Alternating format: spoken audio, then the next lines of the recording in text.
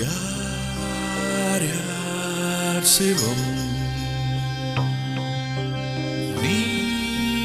நான் சிவம் வாழ்வே தவம் அன்பே சிவம் இதயம் என்பது சதைதான் என்றால் எரிதழல் தின்றுவிடும் அன்பின் கருவி இதயம் என்றால் சாவை வென்றுவிடும் அன்பே சிவம் அன்பே சிவம் என்போம் அன்பே சிவம் அன்பே சிவம் என்போம் அன்பே சிவம் அன்பே சிவம் என்போம் அன்பே சிவம் அன்பே சிவம்